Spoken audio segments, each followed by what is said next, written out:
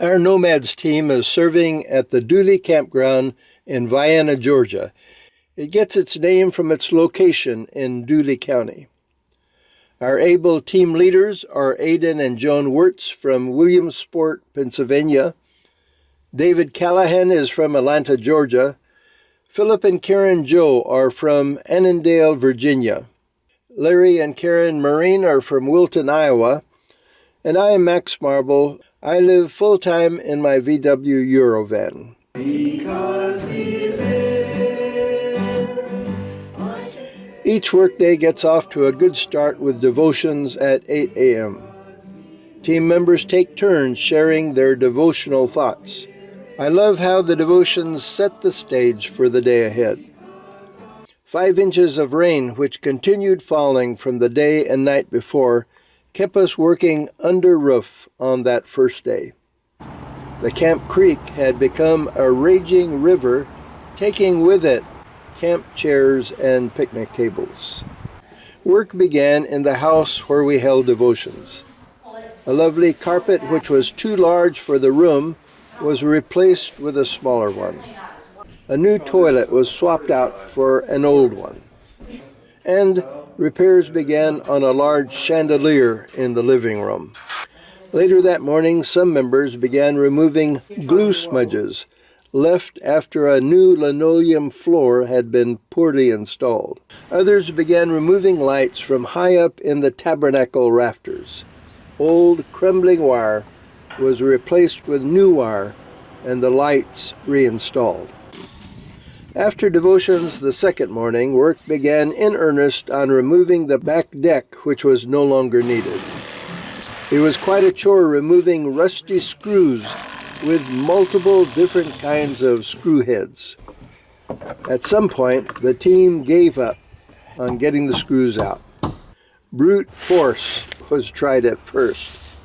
Then the chainsaw came out, and the boards were cut into sections for easier removal.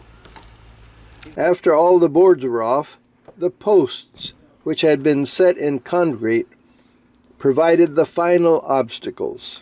It took 3 days of hard work. Finally, the deck was completely removed, and the original back door steps were revealed. Because of rotting wood, the door frame and the window frame will need replacing.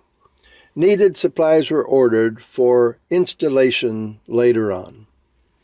Wednesday evening, the whole team loaded up and enjoyed barbecue in a nearby town.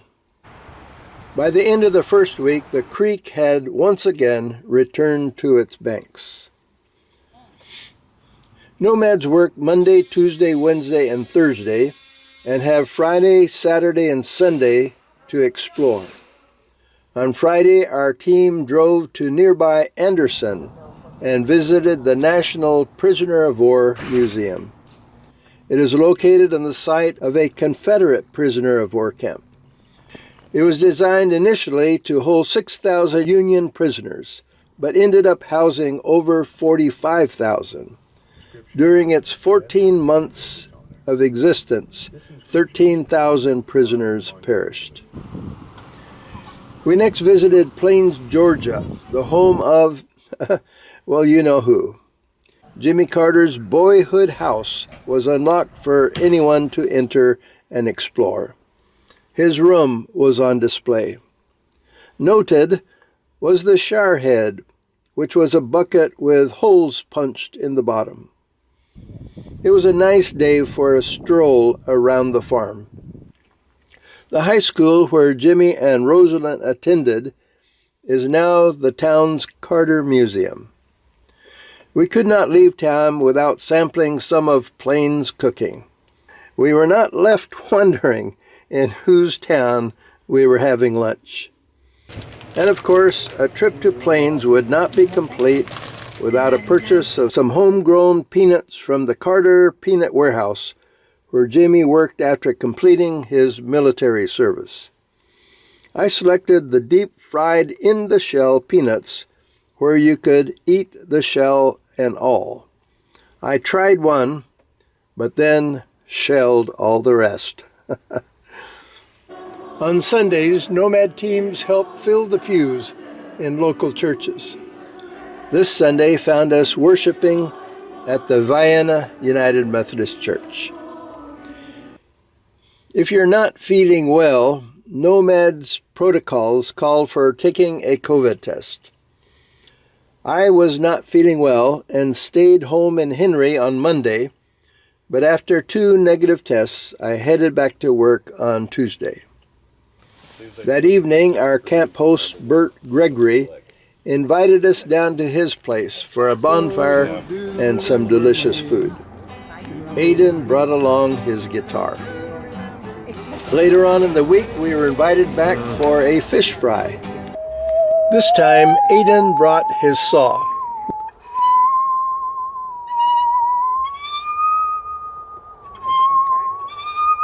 During the rest of the second week, a number of new projects were started. 4 of us started work in the chapel. Windows needing touching up were taped and painted.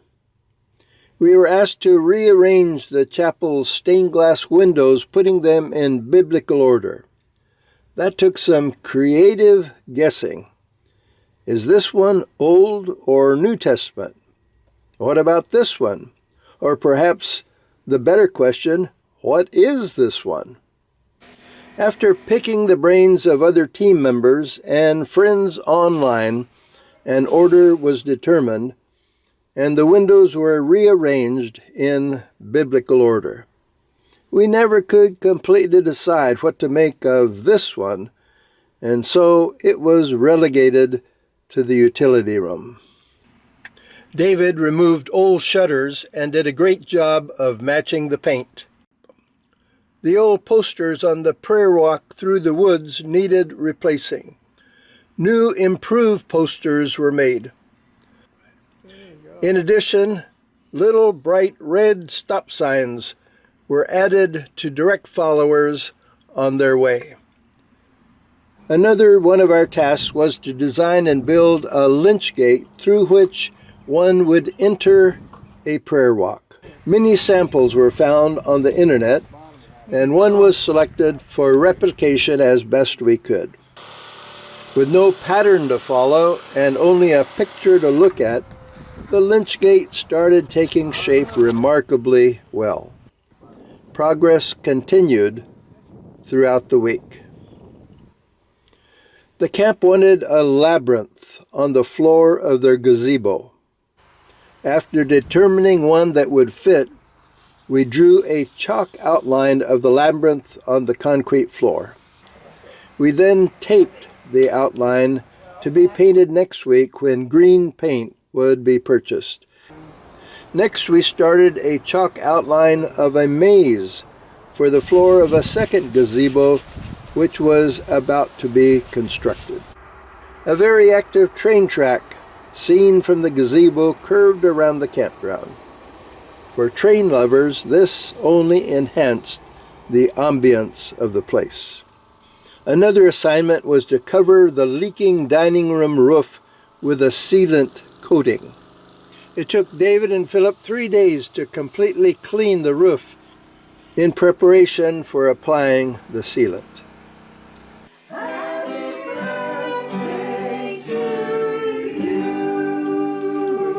I'm not used to all this. Thursday was David's birthday, and we took a break to celebrate. During the third and last week, projects started were completed. The labyrinth was painted on the floor of the gazebo. A second gazebo sported a maze on its floor. The sealant was applied to the roof of the dining hall. The lynch gate, which would receive some finishing touches later on, really looked great. The team looked back on their 3 weeks of hard work with a great deal of satisfaction and accomplishment. We knew that the experience of campers of all ages would be enhanced by our service and presence. Complete information about joining and serving as nomads can be found online.